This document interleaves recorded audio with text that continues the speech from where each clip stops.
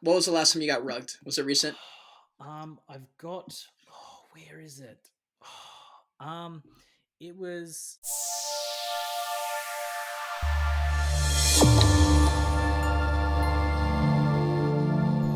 Dude. Oh fuck. You know what? All right. All right. Hold on.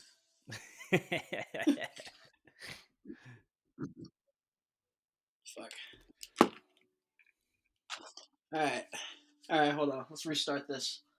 Let's restart this. What up? All right, guys. Welcome back to the Joyage Kingdom. We have NFT Nate here, fellow YouTuber, 10 point something thousand subscribers. This is super cool. It's the first time we've ever collaborated with an NFT person in like a YouTube arena and an actual YouTuber. And I'm really excited to talk. And I know you guys have some questions in Discord, so we're gonna get to all those. But he's been doing NFT YouTube. He's making content that isn't shilly, annoying, promotional. That's why I was excited when I found it. He wanted to do something together. I know I was supposed to reach out. Someone in my Discord actually pinged me about it, and so I'm super excited to have you, man. If you want to just roll your little intro, I know we all have our YouTube intros. So Yeah, well, actually, the funny thing is, Cade, is that like I'll give you my sort of background and overview, but I've actually changed my intro out multiple times because I keep kind of working the algorithm, keep working it, and that's I guess if anyone's watching this real mm, quick, if you're on YouTube, you need to be always moving and progressing. But essentially, so NFT Nate, YouTuber in NFTs. But what I like to do is I like to kind of go on a bit of data analysis. So I'll be doing some post drop analyses. When something drops, I have a look at the statistics, have a look how things are. Because I find that with the NFT space, everything's super subjective. Like the art can be cool and people can be like, hey, it's got hype. You can't measure cool art or hype. That is subjective. So when you start to get facts and figures when it comes down to holders, when it comes down to sort of movements of price falls, things like that, then you can make a better educated decision, which then starts taking a little less of the gambling out of NFTs as a whole. hell yeah, dude. I mean, that's pretty much yeah. That's awesome. That's exactly why we're talking together. It's the kind of content we needed. It's the kind of content I wish I fucking had at the beginning. With like in the beginning of the summer, like I didn't see any. I don't know. Maybe I didn't find them, or I'm not sure. How long have you been doing NFT YouTube? We can go blast it Yeah, off now yeah, because yeah. like, dude, honestly, the lights are like hurting my eyes. So NFT YouTube, But it was like September. That's when I was like, okay, let's go proper serious. From before that, I've been in and around crypto and NFTs and things like that. But the thing about YouTube is that I'm old enough now to recognize the how I learn and how I kind of take things on board. And I know that if I go full time as hard as I can into YouTube and say what I'm saying it with conviction because I'm putting it on the internet and everyone's there, which means that I'm not going to do anything bad or compromising because I don't want to kind of ruin my reputation. But any losses that I have, they're public losses, which then makes the public wins huge and big public wins. And this is where I kind of come from. And it's going to sound like I'm looking down and egotistical, but it's like where I come from is a space that I know what, because I'm 32 and I know what how I learn, I know what the space is, and I know what it's like to be 18, 19, 20 and want to have a particular thing. But you've got enough time, and the losses define the wins. When it comes down to it, when you kind of when the final whistle's blown, it comes down to the fact that you got to have more wins than losses. But if you're just sort of 50-0, are you really a winner or are you just hiding your losses? So the idea in my mind yeah, was if I put this out there and go as hard as I can, I'm going to learn faster, I'm going to learn better, and any mistakes that I make, it's going to reinforce the fact that I'm not going to make those mistakes again because that's public, which then helps out everyone. And also, it shows the real sort of human element and the human side to it. It's not like the content may be polished, but it's not a polished person that's only showing you the best. It's also showing you, hey, something's wrong. So if I've done some interviews and those projects have rug pulled, and any person's other people would take that video down because they don't want to have it. I'm keeping that up there. One, right. I need to show that I did an interview with someone that did a rug pull and it's there. So it means that you can hear them, you can see them, you know who that person is. So they can never show their face again. They can never do it. I'm saving people in the future for those things. And secondly, I need to have that loss because when I get this win, it's like, look, I'm not covering my losses, which means I'm not inflating my wins. This is just how it is. So that's the kind of mindset in the game and how I really got into it. being self-aware of how I operate and how I work and how I learn. Yeah, dude. I mean, that's beautifully put. I feel like, oh man, I feel like I've been waiting for someone to say something like that. That's just amazing to hear. And yeah, that's what you want. Because everything, the way I look at NFTs, I've said this before in some videos, but I just look at it like I'm in Chuck E. Cheese or Blackbeard's Cove or one of those game worlds where you have to change out your money for tokens, and you're just like you just gotta learn and try all the things a bunch of different times, retry them because every single week there's something Yeah. new. You got to go learn that. You got to unlearn this, and that's just how it is. Everything is just learning. And so when I found out that flipping NFTs is literally the hardest thing ever to actually do consistently, and most of the time it's because flippers operate on a system of scarcity. They have no choice but to cut profits early or Mm. take these like take quick losses. And I did that a few times. I did that with Doge Pound, with the Vox collectibles before they pumped up and did like a freaking huge run up. I like sold it right before, and I was just like, man, this sucks. Why am I doing this to myself? I'm on OpenSea, then Nansen, then Twitter, and I'm just going on a circle 24/7, And that's when I was like, you know what? I want to see reviews of projects and like analysis. And at that point, I guess I hadn't found you. I don't know how long have you been doing. Or actually, how long have you been doing YouTube, just in So, general? so, so the it's a hard question because YouTube, particularly for NFTs, sort of September. But in terms of Cool. YouTube overall, I haven't really had a channel, but I come from a background of production. So for me, it's a natural Hmm. progression. So I've done like I've shot music videos before, I've done corporate things, like I've done all of the production aspects in the real world and done that. And the thing about Yeah. YouTube that I like is that, and I was talking to another YouTuber about this, is that there's no client. If I put a typo in it, I don't care. If there's a Hmm. jump cut, I don't care. Yeah. There's no client. I'm the client. And it's like with me, it's like you can Yeah. put it out there Exactly. and you deal with the consequences. So it's a hard one because it's like I've only been doing YouTube for sort of a short period of time. But when it comes down to it, I've been prepping for a decade to get to that point. It's like, hey, Hmm. you're an overnight success. Yeah, it's taking you 10 years to become an overnight success. That kind of saying. I totally get that. I totally get that. I've been on the YouTube game for a very long time, but I just I couldn't catch the algorithm basically. So on and off since like 2009. But it my YouTube didn't pick up at all until literally 2 months ago, like 2 3 months ago. Like I think around the time you started, maybe I think I started in October, so maybe a month after you. But it basically went from like this to just like instant Mm. straight up, and so it does probably look a little bit like an over success, but it's not. Just how you said it, everything builds up in your life. Like I was doing video production for a couple of years before as well. I was a photographer. I've got different transferable skills that have kind of made me who I am today. And all the things in the past, all the videos and vlogs that I made it so that I could finally, once I found the algorithm, be like, okay, I know what I'm doing because I've done 10 years of this and I've been like working on this forever and thinking about it and studying people. And it's just crazy. Like when you got into NFTs, right? Because I feel like almost everybody got into NFTs this year. I Mm. mean, for anyone to have gotten in before 2020 or 2021, I don't know what you were doing. Like I don't know why you were there, but like now that it's big in there, like what was it like when you first got in? Like were you just like all in 24/7 like some of the DJs like me were, or Yeah, so I think it's what happens is you look at it and then the first day is like maybe an hour. Then you think about it when you sleep. You wake up the next day is almost like 2 hours. Then it's four, then it's eight. And the next thing you know, it's just every sort of waking hour. When it comes down to literally? sort of getting into the NFT space, it's that if you've been in crypto for long enough, I remember sort of crypto 2013, 2014. I remember the hype of 2017. If you go into Reddit, you go into any crypto forum, they look at people in NFTs like people looked at crypto in 2013.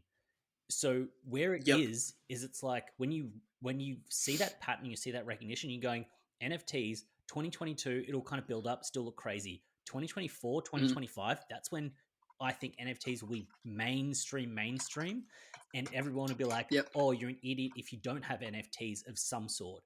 So the idea that getting in here now and laying the groundwork now, you've got the education, you're also going to start to see those patterns Hmm. again, because I remember looking back at crypto that long ago and being disappointed about not taking those chances and risks that weren't that hard. Like when Bitcoin, I remember it dropped back down to sort of 300-400 bucks, and it's just like I could have just taken a paycheck and put it in and forgot about it. But you know what? No, I'll just go to the club and blow that. Like that's literally what it is. And it's like when it comes down to Yeah. NFTs, all like almost all of them, I think you've said in your videos, it's like, yeah, 98% of them are going to be absolutely terribly trash. But if you can hold a few in a diversified portfolio, that may just become the thing, but you don't know. And it's like having seen what happens in the past, it's like you hedge that bet, really. Yeah. It's a hard bet too because we don't have anything to look back on. No. The only thing we have to look back on is summer, and like we didn't know anything in the summer, so it's like you can't really look at the summer and be like, oh well, based on what happened in July. It's like we don't know what happened in July. We were all running around like chickens with our heads cut off. Everyone was getting lucky or unlucky. There was no like analysis back then. There was nothing to know. I remember watching Journey Crypto talk about like all the things that are like a joke now. They're like, they must have a roadmap. They must have staking. And now it's like a joke because everyone has staking because they're working backwards. They're copying the people in July. I'm like, you can't copy them in July because they didn't know anything. Like you're supposed to take like what happened here.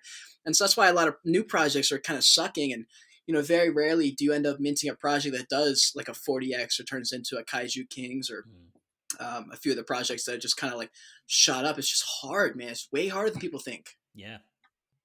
Okay. So this one's more of like toward YouTube. Yep. So it was how do you deal with? Because I'm interested in this too because I've recently started to get more and more hate. As your channel grows, you just get more and more people, and most of them they don't know you. And how you were saying earlier, like. Or I think you said something reference to it earlier. Like people don't actually see what happened inside of you and the things you did to get to a certain point in your life. And so a lot of those haters come at you from like one video they saw or one TikTok, and they assume your whole life based on that one video. So the question is, how do you deal with negative comments? The first thing, mean comments. The first thing, and it sounds very counterintuitive, but this came from a friend.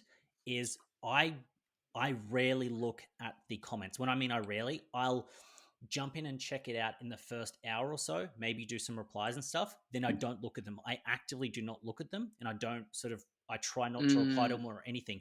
Now, I know it sounds bad that you should be building a sort of a connection and a community when it comes down to the comments, but what happens is that one or two bad comments will stick in your head, which will then make you fumble what you're doing. The reason that I make the content that I'm making and put it out there is I'm putting 100% of the effort into it, and I don't want anyone else swaying that effort. The other aspect is I've got a friend, he's got 250,000 subscribers, not in the NFT space, in another space, and he's like, that's his job, that's his business. He's got 7 employees, he goes hard. With him, I ask him, like, how do you do it? He goes, I don't read the comments. He goes, don't go in there, just don't. So I don't do it. And it's like, I know it sounds bad, and like there'd be people going, oh, I want to check it out, how do I connect, how do I do it? I'm like, if you want the best content from me, which is why you're there, I'm not going to read the comment, which will make me better at it. But that's me being self-aware. He also knows me and he knows himself. And the idea is you could get 10 great comments, one bad one.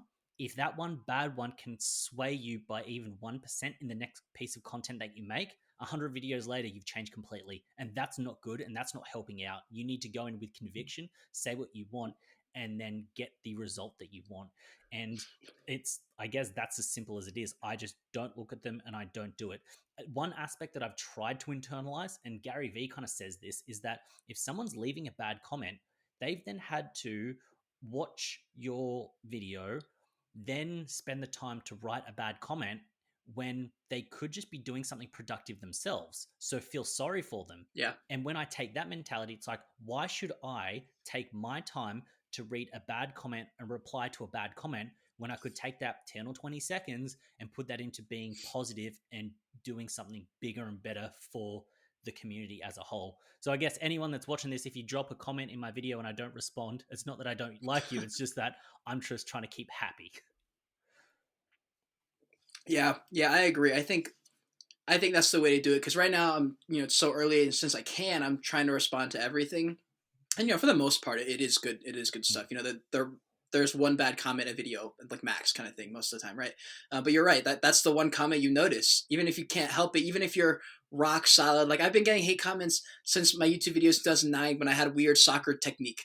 They'd be like, "Oh, you kick the ball kind of weird," or like, "You have a weird," and I was just like, "Man, fuck." And I remember those. Like I can literally remember what they exactly said. I remember. Do you know Free Kickers is. It's a I think German or Swiss YouTube soccer channel. Anyways, they were like huge. They had like millions of subscribers before YouTube was like a big thing.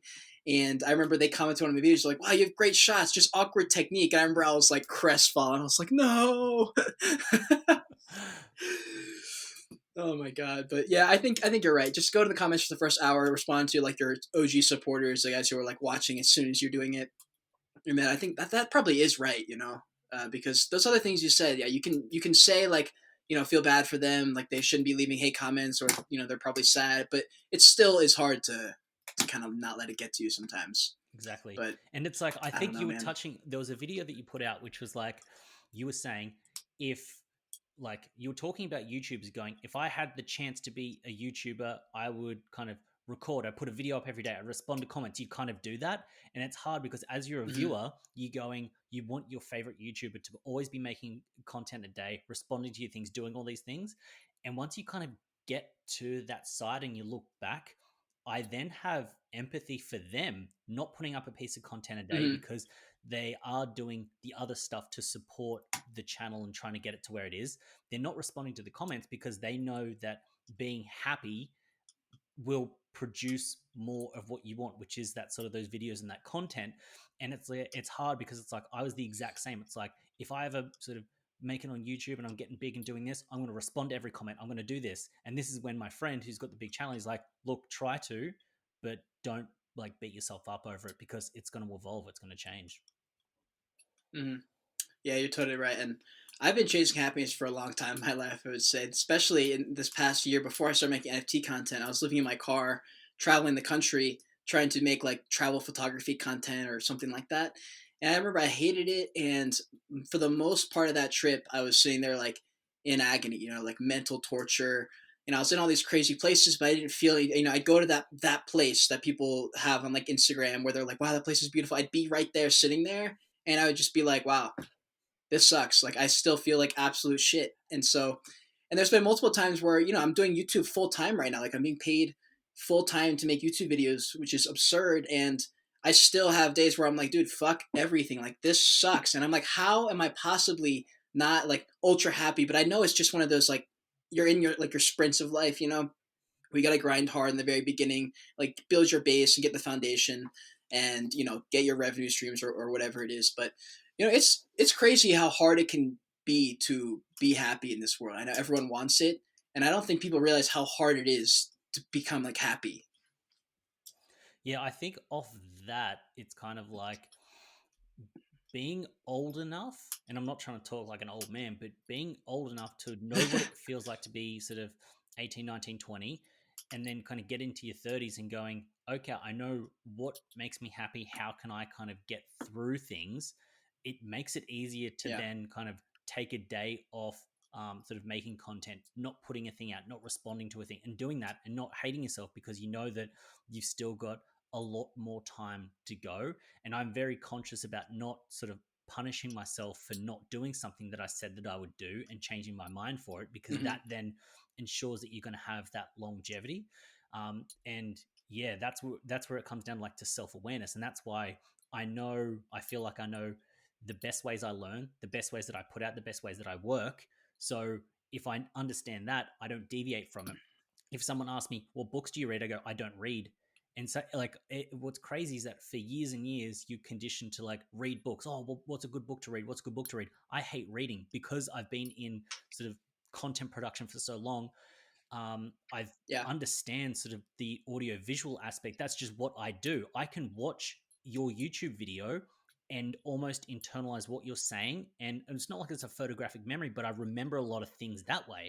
And I know how that's how I learn. Hmm. So if someone goes, hey, you need to read this book, not going to do it. If someone was like, hey, you need to go to do some tertiary education, so go to college or university, I can't do it Hmm. if they're going to be heavily reading focused. I'm like, yeah, but that's just how it is. I'm like, but I know how I work, which then means that I'm going to Hmm. get ahead in life because I've internalized it. And I guess the takeaway to getting some of that happiness is, how do you best operate? If you best operate by sleeping in till midday because you absolutely fire when you wake up, do it. Don't listen to anyone else. You're going to get the most out of it. It's when you start to try to do what's worked for someone else, which you know won't work for you, it's never going to work. Yeah, dude, and I think that comes from how you just say experience in life, and I think for some people, yeah, you have to. There's no alternative to being able to look back and seeing like who you were before and how you what you came to be where you're at. And there's a reason that like almost all of the big time like solid YouTubers are in their 30s and their late 20s. Like they need like you. I feel like you have to live that life. Like for me, I'm 23, and I feel like the only reason I have my head on sort of screwed on is because I literally studied every single YouTuber ever that's blown up and studied everything they did and watched that come up before they, became crazy. And I studied everything they did and I was like, okay, so now I can kind of be more prepared. But I'm still 23. I only have 23 years of experience. So I still can't make up the fact that I'm like 5 years behind probably, or 5 to 10 to 20 years even of what like my peak would be or whatever that is. Like people are having like second peaks in their 50s, and I was like, dude, I'm 23 years old, panicking that I haven't like launched my 10,000 NFT project and like making millions of dollars. And it's just, yeah, it's just comparing yourself to other people. And I think just, yeah, being immature, I Mm. think is a huge thing for a lot of YouTubers, especially young YouTubers, TikTokers, why it's so much harder for them to find happiness. And, they're living in LA, but they're depressed as fuck. And I'm like, how is that? How's that? Like, that's Yeah. incredible. How do you deal? Well, this can be more. Actually, let's make this more broad. The question was how do you deal with losing money in NFTs, but I think a better question might be how do you deal with when the fucking market just tanks and you still aren't, and you like don't have your liquid, like everything's tied up in your assets and the market crashed. What do you do when something like that happens? Are you investing in crypto and NFTs, or are you just making content about So NFTs? I'm investing in crypto and NFTs. So for me, when the market tanks, I'm not going to sort of ignore it. When sort of ETH or Bitcoin drops, there's always part of you that goes, okay, there's part of that sort of wealth that's sort of in crypto that has just reduced. Like you're going, okay, cool. I did have a particular sum of money. Now it's worth 30% less if I was to sell it now and buy. But knowing Mm-hmm. like this is the thing coming back to knowing what happened in 2013 and 2017, knowing that goes, it's a short-term pain but it's going to be a long-term reward. Now it's different when it comes down Yeah. to the NFTs. When a loss is made, it's kind of like it's a lesson that I learn to then internalize to ensure that I don't make that mistake again. So if I buy into a Right. project, it runs up and I think it's going to continue to run up and it drops back down and for some reason it goes under mint, then it's like I internalize it. I go, Nate, what were you feeling on the run up? What do you regret Mm-hmm. more? Would you have regretted selling something at zero point 0.8 ETH and getting that 10x from the Mm-hmm. zero point 0.08? Or would you end it running up to sort of 2 ETH? Or would you have regretted minting for zero point 0.08? Now it's down at 0.01. And then in that point, Right. you Right. start to internalize what the sort of motivations behind what you were doing are. And then those motivations, Mm-hmm. setting up a rule and going, if I ever get to a 5x, I'm going to sort of liquidate half of it. Or if I get to sort of, if I can Yeah. break Yep. even, here's where I break even, here's where some profit taking is. And that's when you stick to it. Because I feel like if you've got a plan and it's not just sort of a whimsical plan where you roll some dice and go, okay, I hope to make 7x off this project. But if you go, if I always hit a Mm-hmm. 10x, I exit the project no matter what, I don't care. You 10x 10 times, you've just made a lot of money. Even though that one project could have 100x'd, you're going to make better decisions if you've got that plan in place. It also means that if it runs up to only 5x and drops down, you're going, I had my sort of sell threshold, and then you can reevaluate that later. Mm-hmm. The only aspect of this that I would tie in is that there are some projects that I will buy into and hold that are not financial and they're strategically relationship or really long-term based that aren't financial goals. So the idea is that if you Yep. released an NFT, I would buy sort of 3 to 5.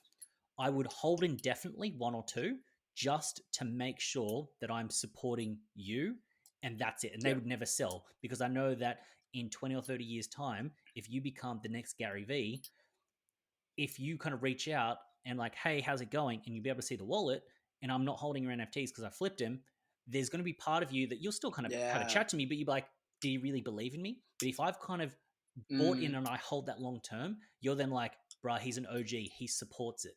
So there are those Yeah. aspects where I will buy into a project and hold it more as a friendship token or a relationship token. And I see that as a long term play and a long term aspect. Because imagine if before Gary V was Gary V, if Gary V had released an NFT back in sort of 20, sort of 12, 13, when he was kind of starting to bubble and ride up, imagine holding that now when he's on the V Friends thing now, Yeah. and you've got his That would real be OG crazy. thing. It's like that has a Yeah. value that isn't monetary.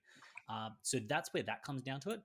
And they're really tying back it, because I do have content and I have an audience. If something does become a loss, when people jump in my Discord or people like even friends or family, like, hey, I don't have an NFT, I'll send them my trash NFTs. I'll just give them away because am I going to list something for 0.01? Yeah. No, I'll just pay the gas, give it to them. They're pumped. They've got a free NFT. It's going to cost them more in gas to try to Yeah. sell it, but they've got something. And I've given some goodwill from the loss. So that's another way I kind of Yep. offset a loss.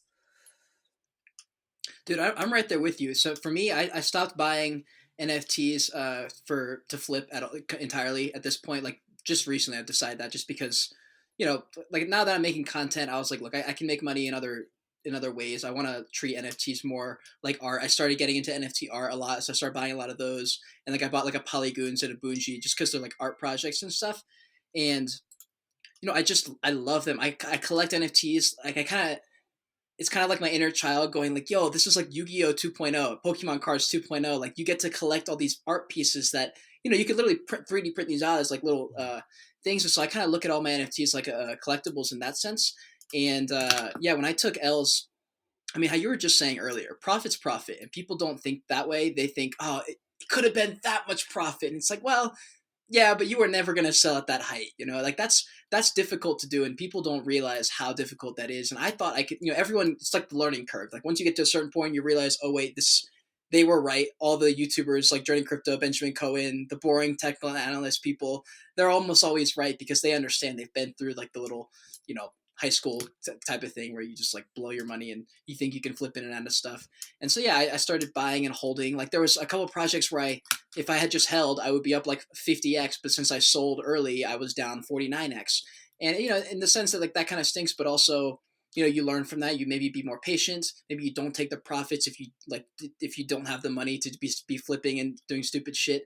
But also, I think patience is so underrated in this industry. I think people forget that most people who have made a ton of money didn't do it flipping in and out of stuff. They probably did it by going all in on a blue chip that they thought over the bear market, and it just did like a ridiculous high up, like what just happened this past few Mm. days. Like, what have you been thinking also about that with this recent NFT run up? Because people are asking, they're like, "Is this it? Is this it?" Or Well, what's hard is that you, with this, and I don't want to kind of put down a time or a date, but I feel like the bull run will run for another week or two, maybe a month, and then it'll flatten out, taper off, and then we'll kind of get a pullback. Because with essentially the bear market, it was like I felt like it was about a month or so, like not maybe not even that, and there was just like a turn back around. When you get to a bear market in crypto, that's like a year or two, maybe four max. When you get a sort of a bear market in like sort of traditional things,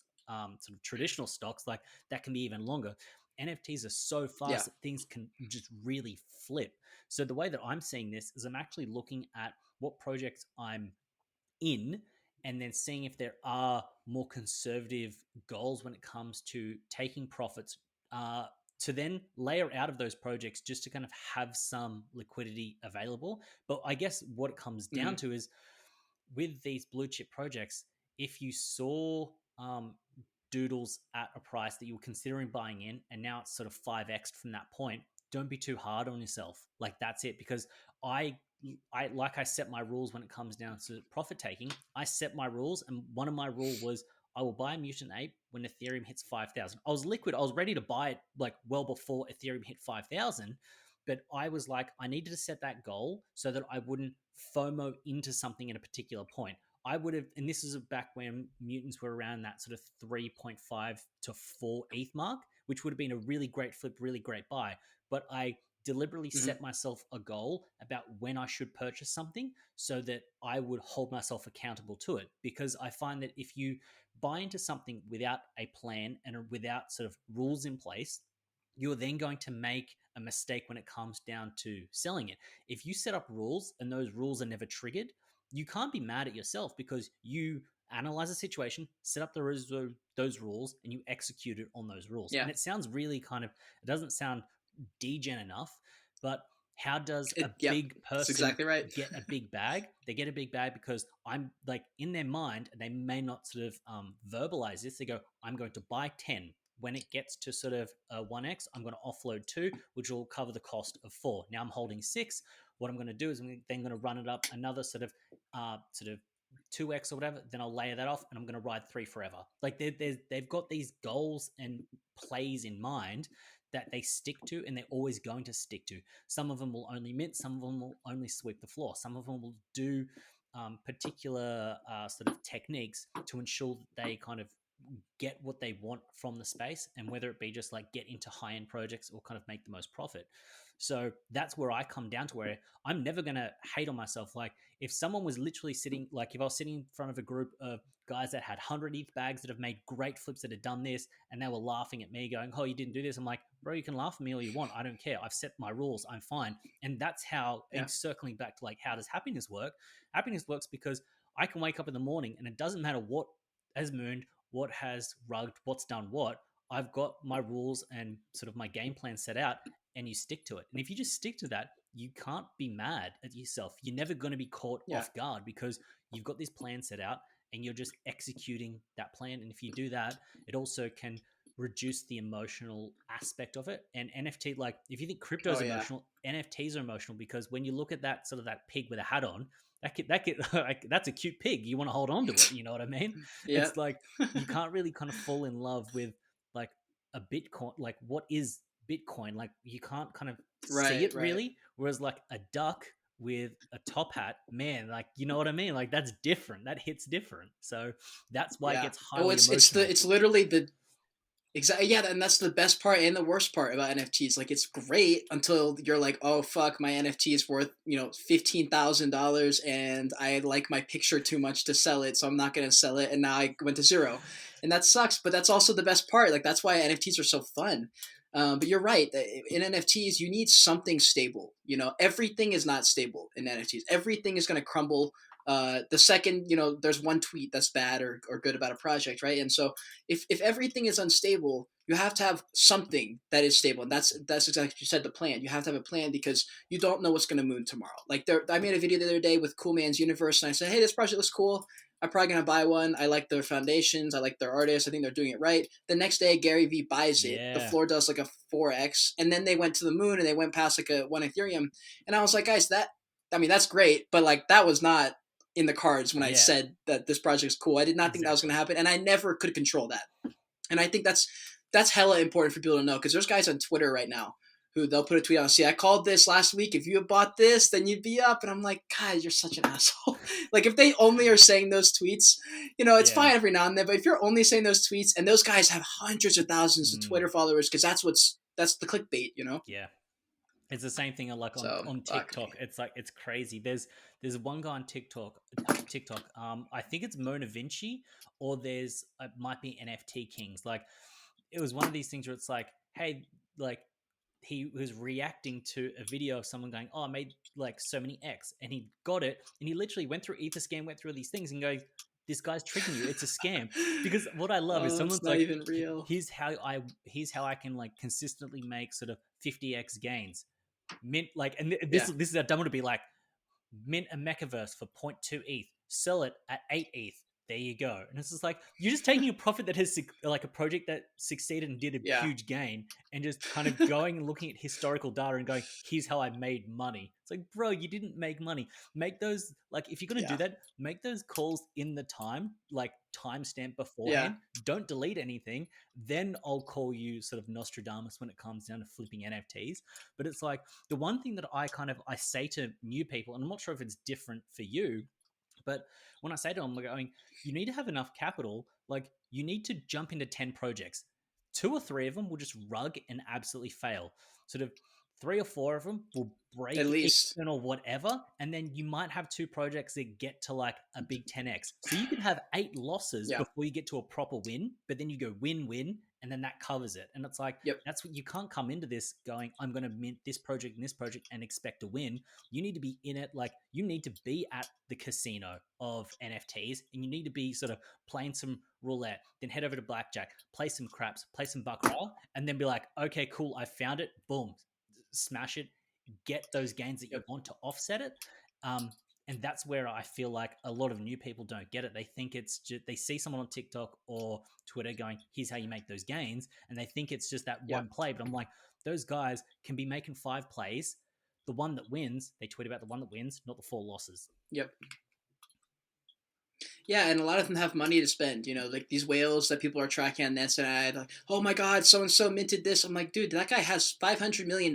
He does not care if he loses all of it. So it's a tricky world, and yeah, dude, that's the problem is people, they need that experience to get through it. They need that few months of being in NFT land to understand. And there's only so much. We can do a lot. Like our videos are helping people. People are learning, but there's only so much you can do. Like they are gonna have to go through those first few rugs. I mean, for me, I don't think I had a winning trade because I didn't sell. I just like held it. I was like, oh, it's gonna keep going to the moon, and then I lost my chance. So a lot of my NFTs came from that. But literally the second I dropped out of my degen mentality, that's the second all my flips became better. Like I would buy a project with no intent to sell, and then like 2 weeks later, you would do like a 4x, and I was like, oh wait, oh shit. And I'm like, oh, so if I don't think about the flipping and I pick good projects, they do better over time. Yeah. And I was like, oh right, yeah, that makes sense. And that's how it is all the time now. Like you just make a project, you like a project, you buy it, you hold. If they're 2 months later you still believe in the same reason you bought them for,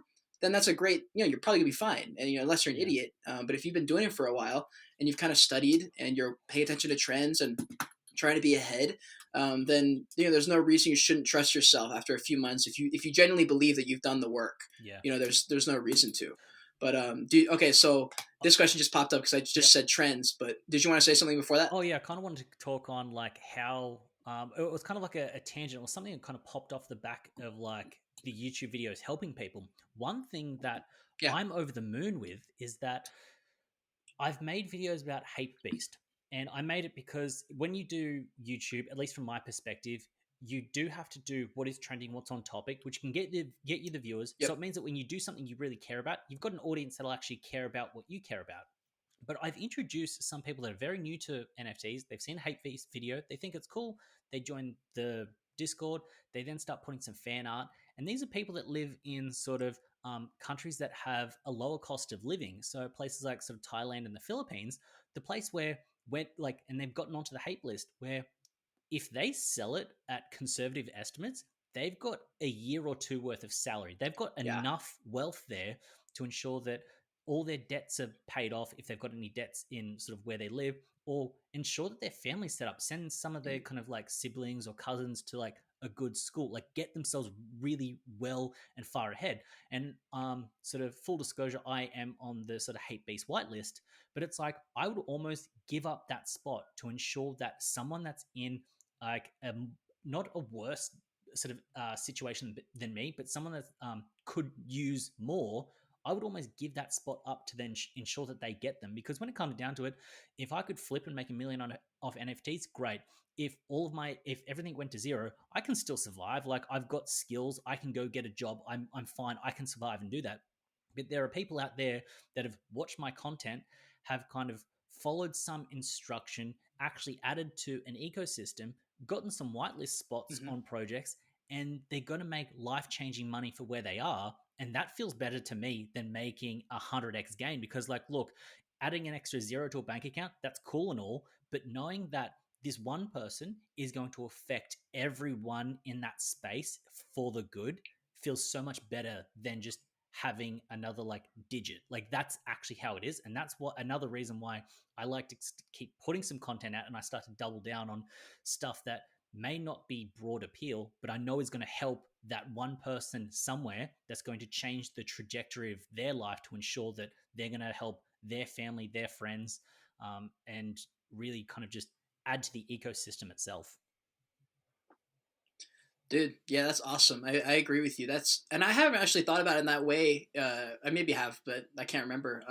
Of some people, yeah, if they get an NFT and they end up striking gold with it, they literally, yeah, can pay off all. Like I've seen tweets. They paid off their college loans. They paid off their car, their home, or bought a home with an NFT. And I'm like, wow, I had never really. I guess I was in such degen mode. I never considered the fact that I could use this money profit, which at one point was a lot of money, and I was like, wow, I literally could have just bought like a new car, or like I could have put a down payment on a house, or all these other things. And I was like, holy shit, like I feel like when you're in there, you kind of forget that the outside world exists. Yeah. And there are people out here who are like, look, I'm trying to make money in NFTs because I want to get out of this situation. And it's crazy because I think that's the same dream that a lot of teenager kids, who don't probably need to be doing this, are going with that mentality of like, wow, just NFTs, become rich tomorrow. And that's the mentality within. That's tough because there's both, in the same whitelist, in the same hate list, there's people who need it to, pay off their loans, and there's some who just want to buy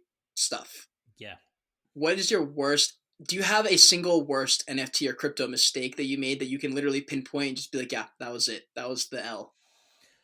Um, in terms of a mistake, this is like the only mistake would be like an NFT that's kind of gone to zero, and I've had so many go to zero, so it hasn't really affected me or done anything. Like I guess that's where that kind of is. Like I know I've minted sort of Mm, two or three for sort of like 0.08 or 0.09, and they've gone to zero essentially, and it's like I don't consider that like a mistake. It's a loss, but I like having the mistakes because then I know that I'm going to like learn from it. I guess the biggest mistake in sort of crypto NFTs overall, if I really kind of think about it, it's thinking that things are going to run up higher than they are, and then not necessarily selling for a loss, but not selling when you feel like you should sell. And what I mean is, if you yeah, haven't been around like the 2017 blow off top with crypto, that that went so big so fast. And I remember looking at some crypto like in the account, and you would refresh, and every time you refreshed, it was like another thousand, another thousand, that thing was just running. And it was just like, wow, why don't you just start layering out? Why don't you just sell a little bit? Why yeah, don't you just start doing that? And then not. And if you look at the chart in 2017, big run up, big pull down, and then not kind of selling anything. Obviously, it's held off now and it's been good now, but the biggest mistake would be seeing seeing it happen, like in real time, watching things move and going, this is going to end badly, but then kind of just holding on and going, no, I think I'll be fine, and going down with the Titanic. Like that's like I think that's it. And it's hard if you haven't been in that and like felt those emotions when you're right, seeing right. it. Because like if you think Oh, buying it's scary. yeah, it's like watching those numbers just tick. Like that is like Oh that's yeah, crazy. So I guess that's the yeah. only way that I could kind of think about like a mistake.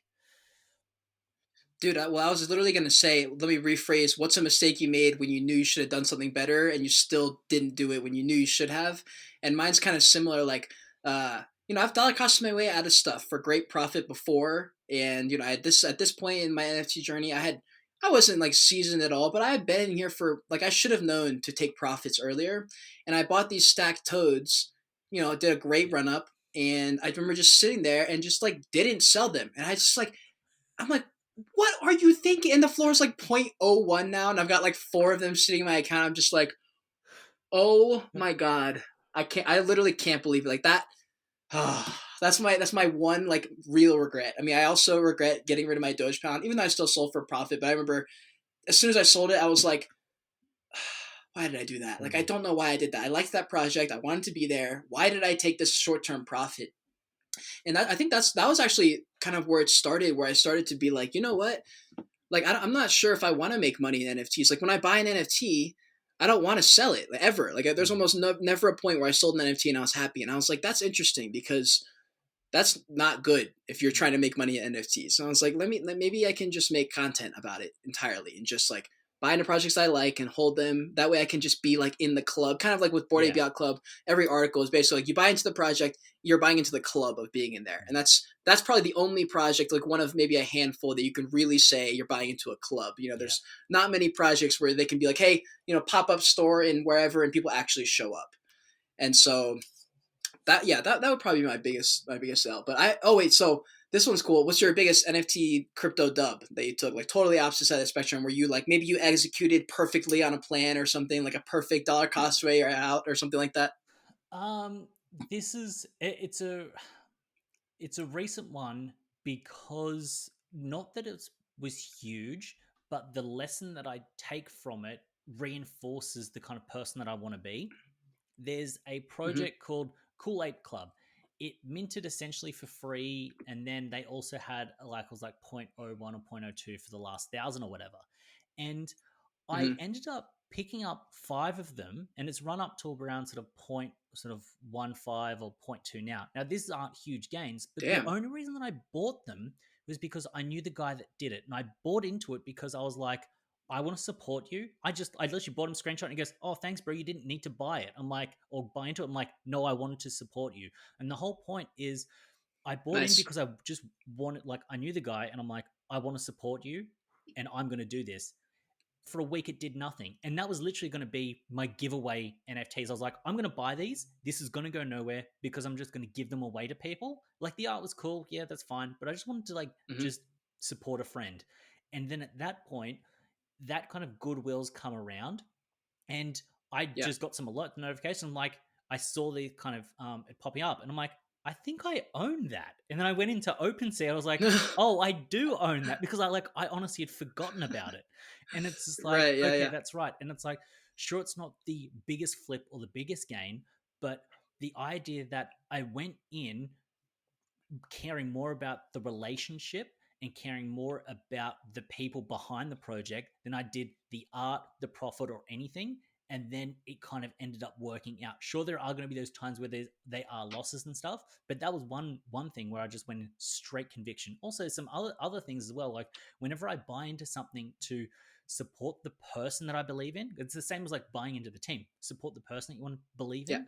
It's going to work and Yep. it's going to run up. So there's a YouTuber, Amir Hussein. He's got his kind Mm-hmm. of alpha group tool thing called Dark Echelon. And it's like, I minted that because I'm like, I wanted to support Amir. I'm like, I'll mint it and that's fine. I'm never going to sell it. And that's Mm-hmm. run up. So I got it at sort of on mint at 0.09. Now it's sitting around sort of zero point 0.4, zero point 0.5. And it's like, that Wow. like that's a good flip, but it's like I went in buying it because I wanted to support the person, and I love the guy, and I'm like, cool, this is just what I'm doing. And those are where my better trades have come from, because if I care about the person, then Mm-hmm.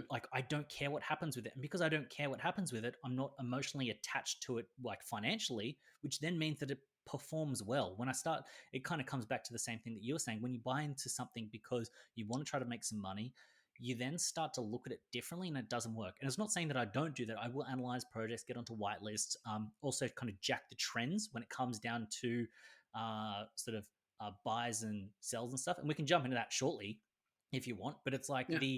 the idea that if I buy into something with 100% conviction, ignoring the art, ignoring everything else, it usually ends up working out well for me. So I guess that's a shameless plug Yeah. that when you've got your sort of big collection, let me know. If I can buy up 20, I'll buy up 20, because it's like if you believe in the person, it's going to work. Yeah, yeah, absolutely. I totally agree with you there. And for me, I was just gonna. Well, you said all that, and I was like, holy shit! Like I resonate with that a lot, actually. Yeah, there's multiple projects I bought in purely just because I was like, no, I just want to support this artist. Like, I mean, Cool Man Creature, I literally bought in, even though I knew it was a cool project and I knew it would do well. I was like, this is the one I want. Like, I didn't buy it off the floor. I found one I Yeah. liked, and I was like, this is one that I'm proud to own, and be like, hey, if I run into you in New York City or something, be like, dude, I am a holder of your NFT because I fuck with you and you're awesome. And that's kind of how I looked at NFTs too. That's how it started to form into that. And I was like, wait, if I never want to sell these NFTs because every time I buy them, it's because I really believe in this project, and I'm never gonna sell them, then like what am I doing? Like why am I still trying to flip these? And like that's not the direction I should be going in.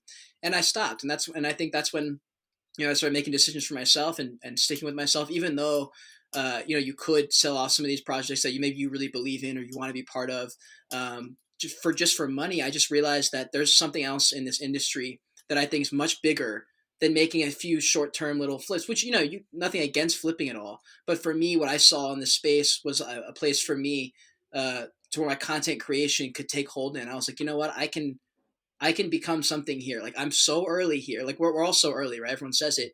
But the reality is, as content creators, we are the first wave of NFT YouTubers. Like, this is if you started anywhere near the summer, or basically in 2021, you're the first round of NFT YouTubers, which is crazy because if NFTs have that run up and become mainstream in 4 to 5 years, dog, like, Mm. I The mean, what? literally the possibilities are Yeah. endless. Like, it's gonna be crazy. The way that I What were you like saying? to look at it is that the top crypto channels, million subs, easy million subs. The Yeah. top NFT channels, you're talking NFT versus John Carlo, what, Yep. 70, 80K. 50K, Now 70K. you're going, Yep. if they can get to the 800, that's a 10x. We're all going to 10x what we've got here just by simple kind of just running it out. And this is Yeah. like not even like in, improving on what we're doing. And when you kind of look at that, you're Hmm. going, me going from 10 to sort of a 70 or an 80, it's going to be a grind, but the way's already Yeah. paved. But they've already got essentially like the market will expand. And that when I looked at it that way, I'm like, oh, you know what? As long as you put time and reps in at the gym and so the house of YouTube NFT content, you're going to end up being able to ride it up. And that's when in Yep. 2024, 2025, when NFTs aren't just pictures and art and everyone understands how they all work, we're all going to have our own little section. And they're going to be like, when someone wants to follow someone, they're going to want to follow an OG in the space that's seen it all before. And it's going to come back to, Exactly. wait, who had these channels? And there's going to be this Yeah. big group of us that kind of have been born out of that. Yeah. Well, it's exactly what you said. It's Elio Trades, Alex Becker, Journey Crypto, like the OG crypto people, or some of the OG people, at least, that I remember. And the reason that that their channels are blowing up so much, like Alex Becker flew past 1 million the other day. Journey Crypto's on his way there. I think Elio's near 500,000. But they're gonna explode again every single time there's a wave of new people because they're the vets in the space. They're who you follow. Who do you follow for crypto? Elio Trades, Benjamin Cohen, Journey Crypto. Like, there's just a list of like 15 people, and you follow them or else you won't make it, Yeah. because they've been here, because they have put the reps in. Like, you're gonna be totally fine because you have a full background in crypto and video production, and you're making YouTube videos about a trendy subject that's going to take over the whole world apparently. And I'm like, bro, yeah, you're right. The path is paved. All you have to do is show up and literally put it in the reps, and you don't even have to do anything different. Like, if you didn't even like evolve and make better content, you still would grow. Yeah. But since you are, because you're a YouTuber, like, that's what we do. We just adapt, evolve, and that's just all we do. It's going to be a nutty little world, dude, because that means if you're one of the top people in one of the biggest industries ever, conversations with you and like the president of a country can happen, or you and the governor are here, or the CEO of a massive company, Elon Musk. Like, those conversations become very, very realistic. And if you're able to, inject your personal brand as much as you can, like a conversation with Joe Rogan is like on the cards for any Yeah. of these people doing content. And that's what's exciting to me more than trying to make money and grind in discords and stuff like that. Yeah, on the back of that, where some of my long term kind of goals are when it comes down to it is I was always kicking myself that guys in the US were doing NFT stuff. And I feel like there's some YouTube algorithm things where because I'm uploading from Sydney, Australia, it's kind of Mm-hmm. not feeding as well or working as fast as content that's uploaded in the US or Canada. But then it kind of clicked. I'm like, if it's very hard for an Australian YouTuber to kind of break into that market, then it means that it's hard for everyone here. So as long as I'm in the top percentages of NFT Oh, space, it then gets to a point right. where when my premier, well, I guess you'd call them your governors, when your governor, when your president, my prime minister, when those people go, we need to talk to someone in the space, the assistant that's going to book the keynote, that's going to book the consultant, is going to go to Google and go NFT expert Australia, and then I will be there. And Exactly. it's like, you've then got that. And it's at that point Wow. where you'll then be able to get that. And I've always thought I wanted to be at the 50, 60, 70K subs and do that. But then I'm like, I'm in a space where things aren't really happening because it's not favoring it, which means that there's going to be some people out there that are putting in some like fire content, but they're not getting the traction as fast as they want to as the US guys, which then means that they kind of give up. And I'm going, as long as I can, like when it comes down to it, in the Olympics, you might be terribly shit at running, but if you come from a country that only has like sort of 50,000 people, you got a damn good chance of making the Olympics. Oh yeah. You know what I mean? So I'm like, Yep. you know what? How about I play in an arena that might be a little bit easier and just win here? Because it's like, I don't need to win on the world stage. Maybe I can just win in the country stage. Like I'll be like number one in like nationals. On the world stage, I can be sort of 72nd. I don't care, but on nationals, I'll kill it. Right. So long term, I'm thinking about how does that play work out, and it's good that YouTube. Google owns YouTube, which then means that the content that I'm putting out, it just builds this big base, which then will help me in the future kind of build those connections to then sort of run some stuff up, because there will be a point where I have a big Australian brand that goes, we want to release an NFT, and they've got these questions, and then I can be like, cool, you know what? Write me a check for $25,000. I will sit down with you and guide you through the process. I'll be your advisor, and I can tell you what you can and can't do. And it comes down to it. A CEO is going to be like, when they're on sort of a couple million a year, they're like, pay this dude 25 racks. That's fine. At least we're going to get it done right. And then all I need to do is say what I'm saying on YouTube anyway, and just put on like a suit and be like, make sure you set up a Discord, make sure you do this. And they're like, oh, what's this Discord thing? You know what I mean? Like it's not hard to just kind of hand off the knowledge that you have to do it. And I think that's where the longer term play is, because like they kind of say, if you're in a gold rush, sell the shovels, don't mine for gold. And it's that same kind of thing. Like if I can then, obviously I like to sort of buy and flip NFTs because it gives me a bit of a pulse on it. Also, there is that degen kind of aspect where I like playing at the casino. Like I love that if I can go to a casino and play craps, done. Like that's my night done. I love the aspect because I see it as a form of entertainment. Like you need to win, you need to lose. That's part of the fun. But like setting up that idea of having a stream or a business model that's outside of NFTs, like trading and flipping, and having that ecosystem set up where you can then advise people and work on that, that's when you are going to get those big deals. And it's at that point where I know I'll try to use countries that sort of companies that you know, but it's like eventually sort of Chase or Bank of America are going to be like, how do we incorporate NFTs into something? When one of my major banks out here does that, they're going to need someone in the space, and they're not going to have one person. They'll have a panel of like 5 or 6 people. And when I'm on a panel advising a major bank of how NFTs could sort of help with the sort of deed transfer management, even if it's just ideas, because they're CTOs, they might understand top line what the tech is, but they're going to have questions and they're going to want to know what the possibilities are, what these things are. And you just need to give them a little bit of a nudge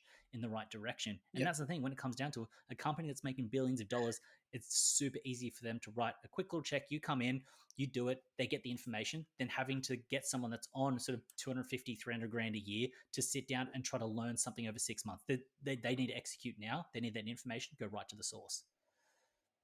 Dude, absolutely. Yeah, you hit so many points there. Yeah, the thing with Australia, absolutely, you should lean into that. You should probably do some like in real life meetups too. I bet. I mean, I don't know how much your audience is in Australia. Is it a lot?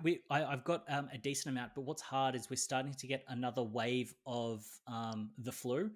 So it's kind of making it hard. But essentially, what I really want to do, and there's another couple, like there's another YouTuber that I love kind of talking to, NFT Pastor. He's from like Sydney as well, so I can't wait to kind of get on the cans with him. But the idea is, what I really want to do is I want to take some sort of ETH profits and literally either get a boat, because in Sydney Harbour is really great to kind of just do a boat tours on. Like you literally hire a boat for a few grand and then you're on a boat and just hang out, or just throw some ETH profits across a bar. And it's like, if anyone from sort of like that watches me wants to come on and have some free drinks, great, cool. If no one rocks up, I'll just smash the bar tab myself. That's fine. You know what I mean? Like I'd love to do that and build up that relationship and build up this sweet vibe, because I can't wait for a bunch of just absolute degens sitting around sort of a bar drinking beers talking about monkey JPEGs. Like it'll be just terrible. Like it'll be terrible because you're gonna have like dudes in suits or like girls in the bar looking at just a bunch of like filth bags, just like looking at their phones, going, "Oh, check this out." And what'll be funny is like someone will show you an NFT and you're like, "Bro, that guy's sitting on like a 10 ETH, like that's 50 grand worth of like NFT right there." And then you'll have some girl going like looking at some dude wearing a 10 grand watch, going, "Oh, he's got a nice watch." I'm like, bruh, he's the real baller right there. Like, man, Right, he's right. got 10 Doge pounds. Like, he's good. Like, you know what I mean? Like, hit that guy up. So, Oh like, my yeah, god, what a flex. yeah, so I want to do something. So when all that kind of subsides down, I'll do it. And I feel like the best way to get people across is literally just be like, okay, cool, you know, throw a few grand across the bar, and if people come, they come. If they don't, they don't. But I feel like just building up that community in that sense, in real life, to kind of just expand that outwards, I think is really cool. Yeah, absolutely. I've the in real life adventure. Did you go to? You didn't go to NYC NFT, did you? They wouldn't let us leave the country. Damn. Yeah, I didn't go either. But what I heard from a couple people who went is that it was hard in person to talk about NFTs almost because you're all excited about NFTs, but then like it's different when you're talking about them out loud and you're not typing them up for the Mm, most part, or you're not hearing it from a YouTube video. And I was in California a couple weeks ago, and I was doing a collab out there, and we went and did like a small NFT meetup thing. And I remember I was like, wow, this is so like it's so different talking about it in real. I don't know. I've just never talked about pictures like that or NFTs to anyone who understood NFTs in yeah. real life. I'm always explaining to my mom or dad or my family or friends, and they're all just like, "Yeah, okay," you know. And it was very interesting. It was very interesting. Have you met anyone in real life, like in real life, and talked about NFTs and had like a real like discussion with someone? Because it's hard to do. Yeah, no, I haven't. And that's why I really want to kind of kick that off and do it. The only people I've ever spoken Yeah, to NFTs are my friends, and even them, they're like super skeptical. And even when I talk about yeah, like YouTube with them, they're like, "Oh, there's going to be a ceiling. I'm not sure how it'll work." And it's just like, look at the top, like, and then I kind of explain, look at the top sort of NFT channels, look at the top crypto channels. There is some longevity because when people think about yeah. NFTs, they think that's ridiculous and a scam. When people think about like doing YouTube as a career, they also think that is ridiculous. So when you start to combine I know. something that they don't understand with something that they kind of use but still don't God. understand, it's just extra crazy. Right. They're just like, what is going on? Wait, have you ever told anyone that you're an NFT YouTuber and they just looked at you? Well, the thing is, like, I haven't, like, I'm very select with who I tell what because I don't want to sort of I almost don't want to have to get into like not a debate but a discussion to kind of explain what an NFT is, explain how Yeah. YouTube like I it's like there's this like that mental kind of energy that you don't want to kind of put out and trying to convince someone because as soon as you talk about that they're gonna be like, "Oh, but they're just scams and it's just people trying to wash money." I'm like, "Oh, you don't get it." And like I don't want to kind of have that kind of thing. It's like I Yeah. can tell them, and if True. they're interested in it and they want to ask questions, go for it. But other than that, it's like, you know what? I'll just kind of, hey, no, I just make content. Yeah, yeah, yeah. That's funny. Yeah, I wonder. I've only said it to a couple of people now that I think about it, but one of them was at the airport because I was making a video and I had to film a little bit in the airport, and so I was filming there, and so like a family or that was I don't know if it was a family or if it was just like a mom, but she like nudged me from behind. And was like, "Are you a YouTuber?" And I was like, I looked at her and I was like, "Oh wait, like I look like a vlogger right now." Yeah. And I was like, "I'm not a vlogger," and I was like, "Oh yeah, I do. I make YouTube videos, but like it's for this stuff called like NFTs." And she was like, "I don't know what that is, but my son wants to be a YouTuber. Like, let me take a picture of you." And it was so fucking funny.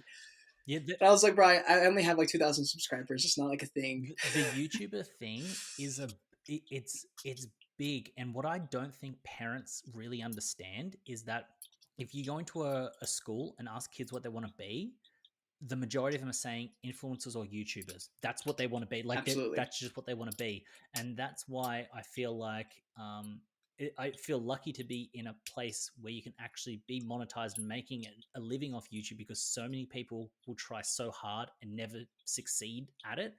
Yeah. And like you said, like you worked so hard for so long for it to actually kind of work, and you could have been a Yeah. day or two away from just quitting and giving up before it actually kicked off. Like that's how close it is. I was, dude. I was a few days. If I hadn't made that NFT video, I would not be here. I would still be door dashing and living in a car probably. So yeah, dude, it's crazy how much I heard somewhere like you're one decision away from another life, and I have never really considered like how much my life would be if I didn't quit my job 6 months ago to travel. I would still be in Charleston, the other side of the country, working a job I hate with literally like nothing. I would still be doing the exact same thing, and I was like, wow, you are literally you can be at least one decision away from an entirely new set of circumstances and life situations. Like one of my full-time gigs that I got came from a YouTube video I made, and I think it had 70 views, and it's got like 150 right now total. And like someone saw that video, and I was offered a job from that, and I was like, anything is fucking Mm. possible. But what do you think about people who are younger? How you just said there's a lot of kids who want to be YouTubers. What do you think about that? Because I'm in my 20s, you're in your 30s, you said, or late 20s or 30s.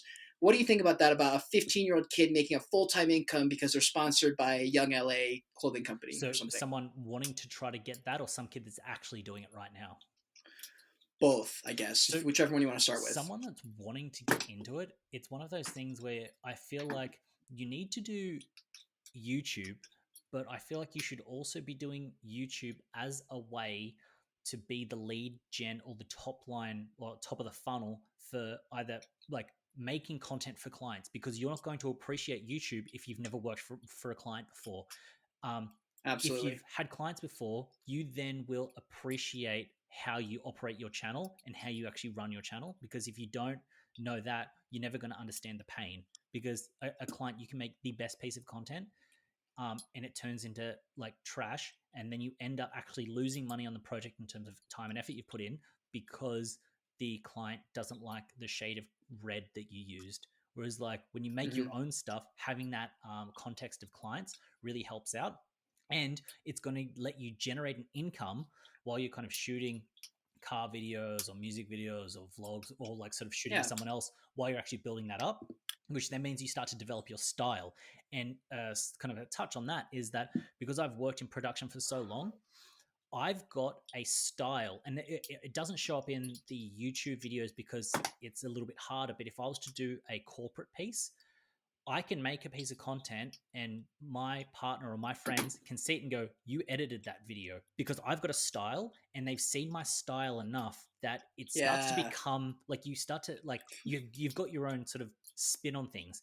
And it's It's your weird. brand. Yeah. And Yeah. it's weird because I can see, because I've worked in television before, I've also I can see a piece that would happen on something like, I guess like your 60 Minutes. I could see a piece, and if I've seen that editor enough, like if you know that person in real life, you go, "That's Adam." You know who the editor is, because you understand how someone works and thinks when they kind of do it. So by making YouTube Yeah. content, working for clients, you're then going to develop a style that you have, which then makes it easy to then make the content and make you succeed because you've got that. Right. And for the kids that are young, that are absolutely balling out and doing really well, I think it comes down to, first off, stack a bunch of cash, don't blow it on something dumb, because like it's very easy to think it's going to keep rolling in, but it doesn't roll in.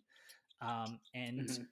I guess the other thing is like take your time. Don't be sort of hard on yourself if you're not doing something, because if you're 15, you've only really been conscious for 10 years. And you're going, Right. if you're conscious for another 10 years, you're still only 25. And they're like, how old Yeah. you are. So it's like, there's no need to rush to get it. It's going to keep rolling. It's going to keep growing. It's going to keep progressing. And it's just a matter of kind of, it's hard. You can't say be smart, because if you haven't got the life experience, but it's a matter of like, it Exactly. doesn't feel Yeah. like It's it's a tough. race. It's a race if you're looking at someone that's already got a million subs and driving around the Lambo. But have context. What's sort of Jared from down the road doing? If he's just sort of playing Xbox and kind of doesn't have a job, and you're making, even if it's like sort of $5 a day off YouTube, you're doing much better than he is. So don't look up to the Kardashian that's earning $1 million per post. Like, you're doing better than your peers. Don't look on the Yeah. internet, because there's survivorship bias. If you look on the internet, you're only going to see the successful people on YouTube, because the people that are Mm-hmm. putting up 100 videos that only get 3 views, you're not seeing those videos because they're only getting 3 views. You don't know how many Yeah. people have failed. You're only seeing the people ahead of you that have succeeded. Yeah, that's a great. That's also like amazing advice. I remember a video that Gary Vee sent one time, because everyone looks up to Gary Vee, right? Everybody, doesn't matter how old you are, everyone looks up to Gary Vee, but especially these kids, right? And I remember he made one piece of content, and he was like, I think the question was like, "What's one thing that you wish everyone knew when they saw a bit of your content?" He goes, "I wish people knew that I didn't start speaking my message until I was like 35 or whatever age it was." And I was like, "Holy shit! Like he's right. He didn't." He really was working in some random ass job for like 15 years building a business, and he just started making YouTube content a few years ago. And I'm like, so I'm 10 years ahead. That's how I'm like, Mm-hmm. I'm 10 years ahead of Gary, And I was like, if I can put out content similar to Gary, similar frequency, similar energy, vibe, whatever, and I'm 10 years ahead, I was like, then Gary Vee's mission succeeded for me, because he talks about that all the time. He's like, why do you give away all this free information? He goes, because I know one person in this room is going to take it and do something. He goes, and probably not even one.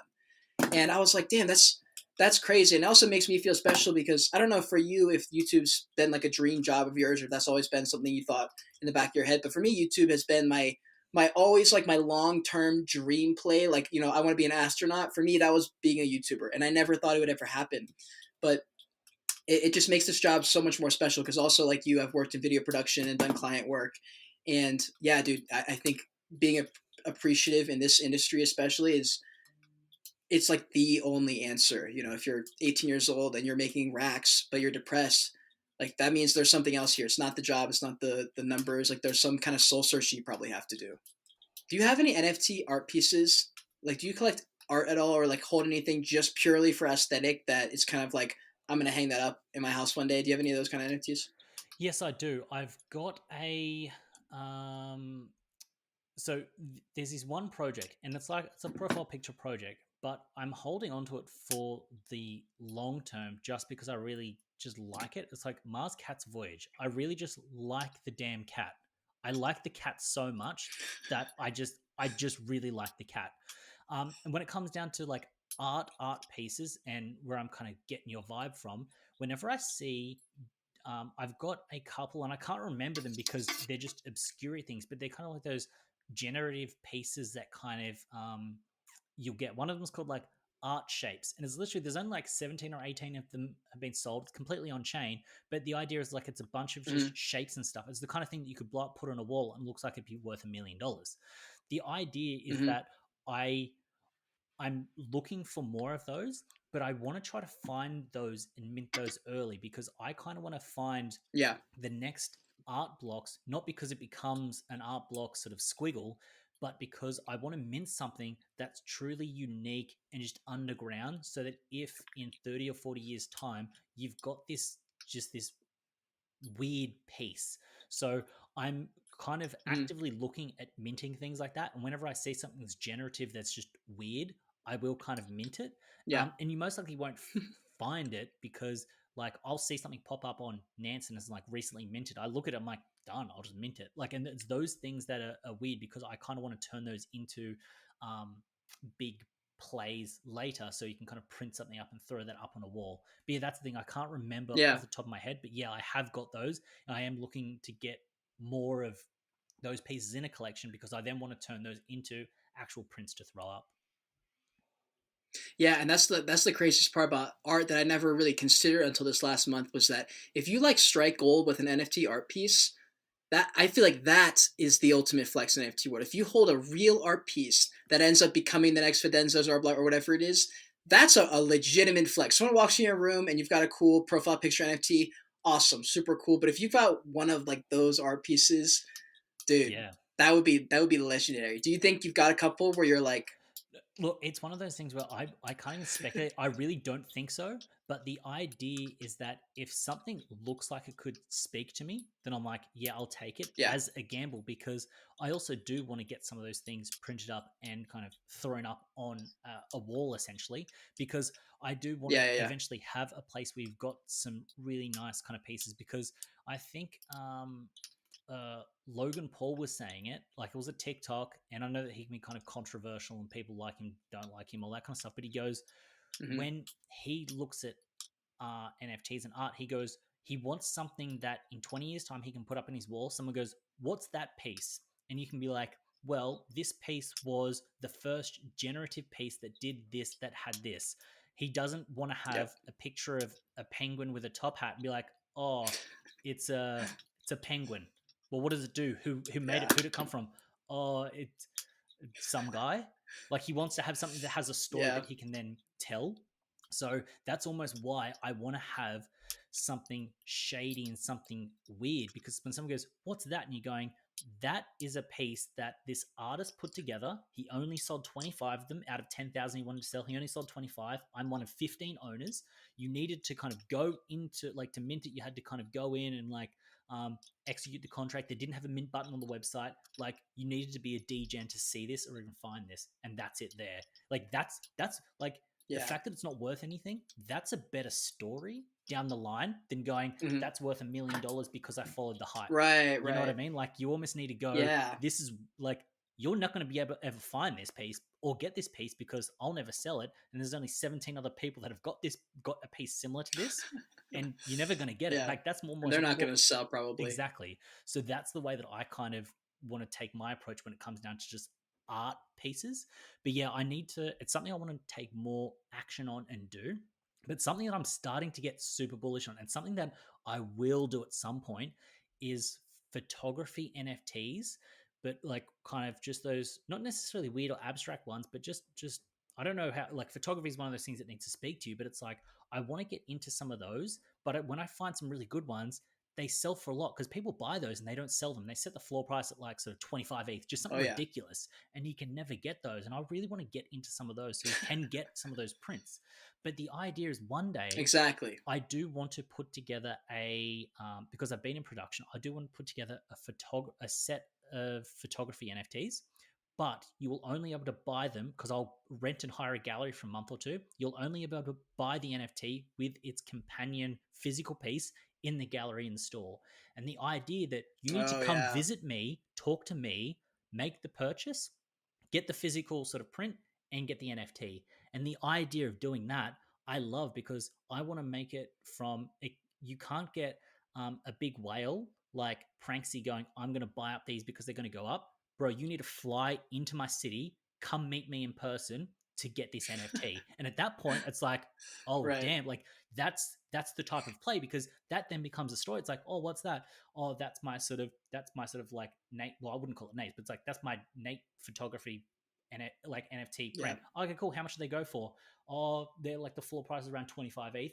Oh, okay, that's crazy. Well, how'd you buy it? Did you print this off? No, I need to fly to Sydney. Had to meet the guy.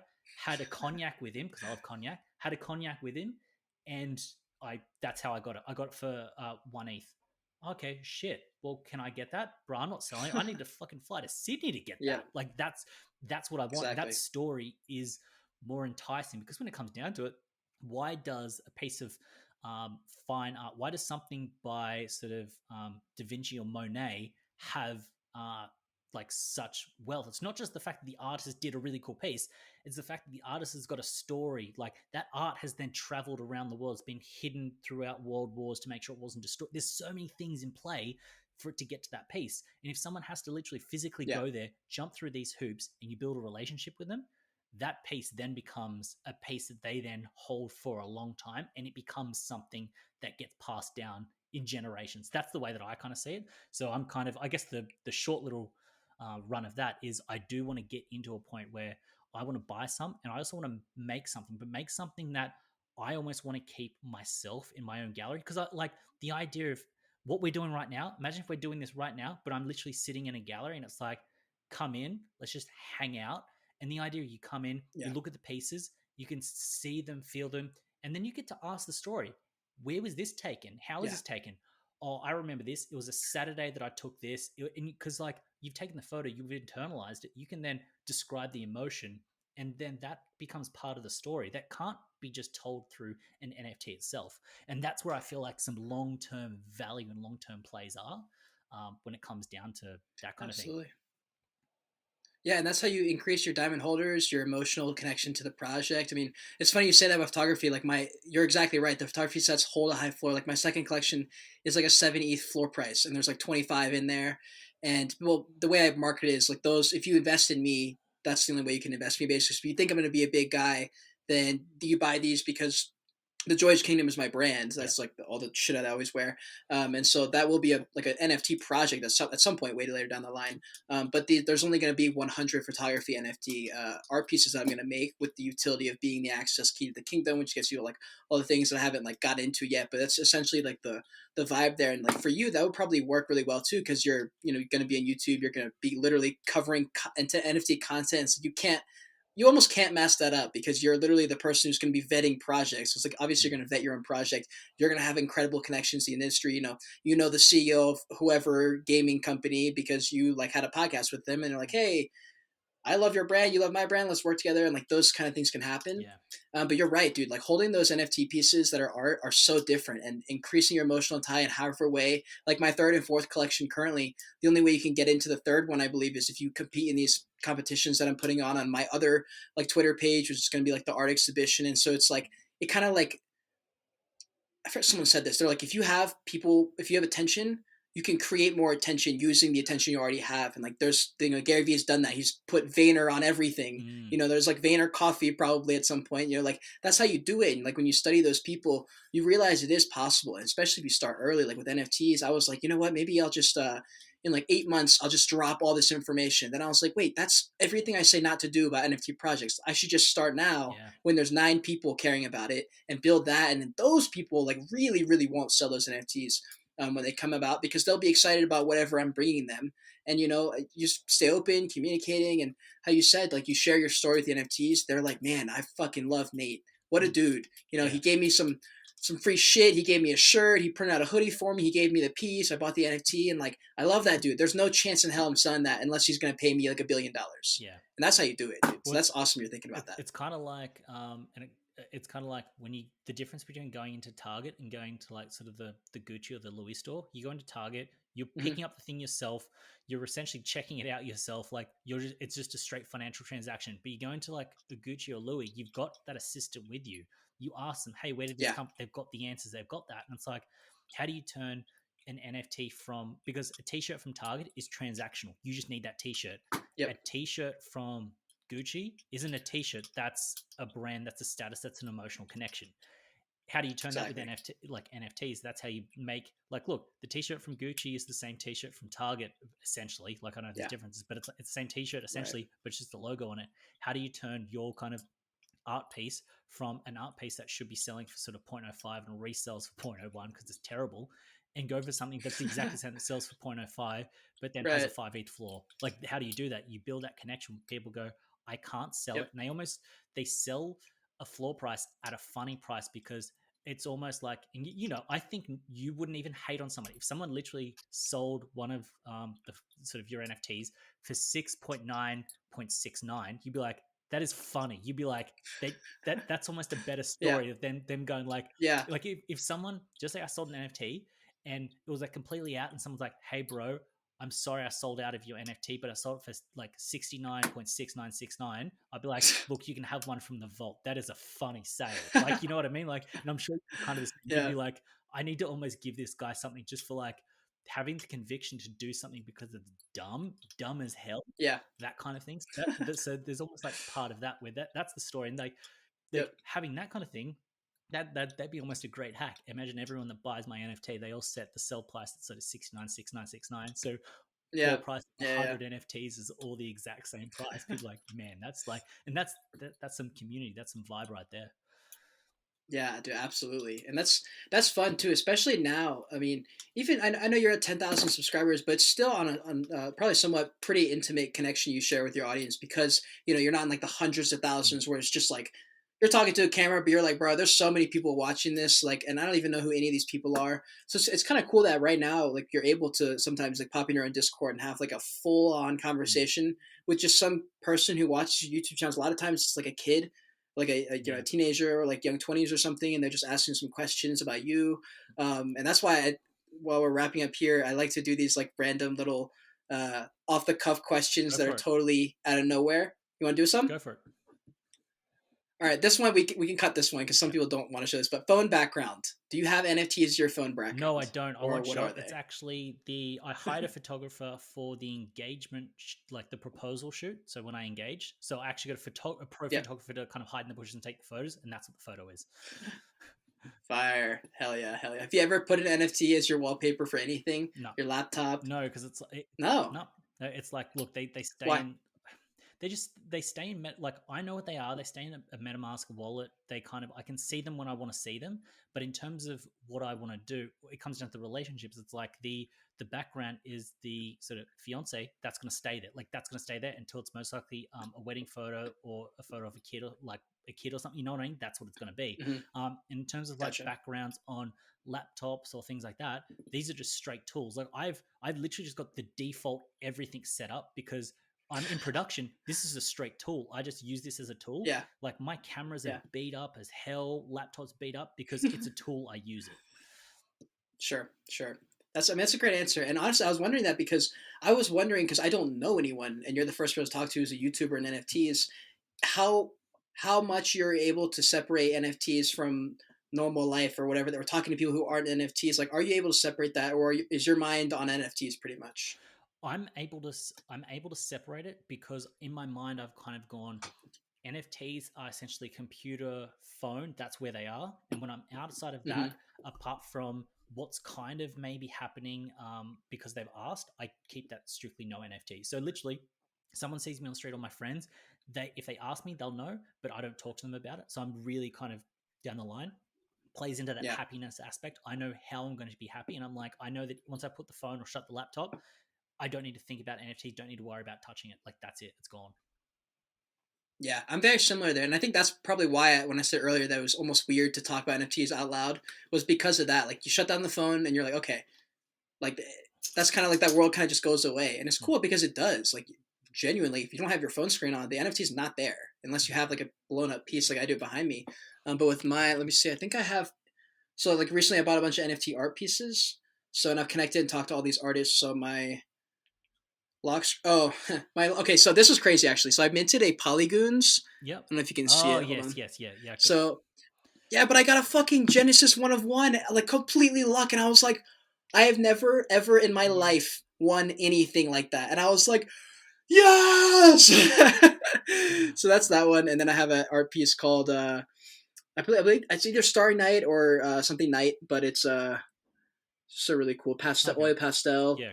It was just really nostalgic. I feel like I've seen so many movies with that scene, and it was just cool. But those, yeah, I've gotten really into NFT art and talking to NFT artists. I'm just so excited because once I realized that we really are in this first wave of creators or whatever, I was like, wow, some of these relationships I make right now are gonna be the relationships I have in like 5, 10 years potentially when I'm making a YouTube video and I'm, maybe I fly to Australia and I'm like, dude, I'm in Australia Yeah. or something like that, and it's like that kind of thing might happen in a few years. I was like, wow, that's dope as fuck. Like, we're Mm. all like building now. Like, it's not, I didn't know if people who are YouTube friends became friends after they all had millions of subscribers, or like did some of these guys like grow up together and Mm. watch their YouTube channels go from Yeah. nothing. And that is interesting to me. Oh, what's your last rug? This is the last NFT related question. What was the last time you got rugged? Was it recent? I've got. Oh, where is it? Um, it was. I've got it. Let me open up. If you give me a second, I'll open up OpenSea because I've still Yeah, go got for it. it. Wait, Uh, actually, I want to see what mine is too. I'm not sure what mine is. but it wasn't like it wasn't. It was like one of those kind of heart. Yeah, it wasn't like a crazy big rug, but it was one of those like it was a Mhm. rug. And so my entire audio and video cut after this point, so I'm just gonna guess what I asked him and kind of like fill in with just literally my iPhone, I think. So yeah. The most recent one was Cosmic Mice. That was like a week ago. It was yeah. So that was a Cosmic Mice. Then after that, it was the big proper rug was Mutant Humans Club, which was the I actually did an interview with the founder, and then they end up rugging. And it's like in the video, they're like, "We're not just gonna run off with your money." And it's just like, you're a fucking idiot because they did. But it's funny because it's like I've got their name, I've got their phone number, like I've like their faces on the video. It's gonna stay there, so it's like idiots. But yeah, so Do you have any advice for me at 23 years old? I think it's just not being too hard on yourself when you make the mistake. Or you don't feel just so you don't feel like uploading for a week. You don't feel like uploading for a week. The good thing about YouTube is that you are your own boss. You don't have the client telling you you need to do it. It's you telling you that you need to do it. And once you realize that you're your own client, you can then tell the client to fuck off because you are the client and you are the person telling the client. And at that point, you could literally take 2 months off YouTube, run around with some profits, kind of do whatever you want, and come back and you'll be fine. Sure, you might. Well, and this is the thing because I don't read the comments. I come back and everyone's like, "Fuck you, Nate. You've been gone for too long. What's going on?" Da da da. It's just like I'm not reading the comments anyway. I'm just coming back in fresh. Like that. That's just how it is. So that's the way that I'd kind of say if you truly internalize that you are the client, then at that point you can do whatever you want and you're going to do it on your own terms, which then makes you a lot freer in the process. And did you have any last shout outs or plugs you wanted to make? No, it's like you can kind of just follow me on sort of YouTube, follow on Twitter, and then other than that, it's like I don't have anything because it's like I'm not really kind of making any projects or doing anything. I'm just kind of like rolling around, seeing how it goes. Eventually, I will do something, but the stars have to align. And you got to do something you have with conviction, because if you don't have conviction, then it's going to be a terrible project. For anyone who's still listening, what should the code word be? Why don't we make it sort of? What about kangaroo? Make it Australian. All his stuff's going to be in the linked in the description below. If you made this video, thank you so much. Make sure to subscribe, like the video. If you want to see more of me right now, click on these boxes on the other side of me. Until next time, continue on your Joyage. Continue to learn and be grateful you're alive watching this video.